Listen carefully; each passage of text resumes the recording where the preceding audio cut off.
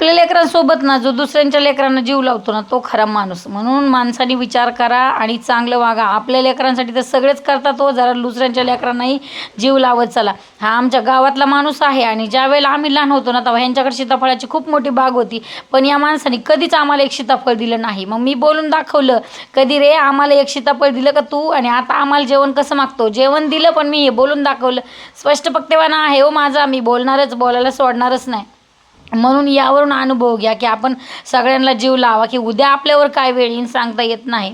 खरं सांगायचं म्हटलं तर माझ्या वडिलांचं 13वं होतं आणि 13व्यासाठी आम्ही गेलो होतो. आता खरं सांगू, ज्या ज्या वेळेला आम्ही जायचो ना गावी त्यावेळेस दारात 100 हेलपाटे घालणारा माझा बाप, आणि आम्ही जवळ आलो असं निघायच्या वेळेसच आम्हाला सांगणारा, विद्या माझी चप्पल तुटली, चप्पल घेऊन ये, संध्या मला एक संध्या मला एक नाईट पॅन्ट आण गं, संध्या मला एक टी शर्ट आण गं म्हणणाऱ्या बापासाठी आम्ही आज पॅन्ट शर्ट न घेऊन जाता आम्ही आज हार घेऊन गेलो.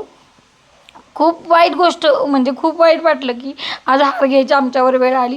13व्याचा सगळा विधी उरकला आणि नंतर आम्ही सगळ्या पाहुण्यांनी मिळून जेवण वगैरे केलं. सगळ्यांनी हजेरी लावली. त्यानंतर आम्ही जरा रानात फिरायला गेलो आणि खरं सांगायचं म्हटलं ना तर ना आमचा बाप जिवंत होता त्यावेळेला कधीच आम्ही हौसेने बांगड्या भरल्या नाहीत, पण एक विधी असतो तो दुःखाची बांगडी करायची म्हणून आम्ही सगळ्यांनी 3-3 बांगड्या भरल्या.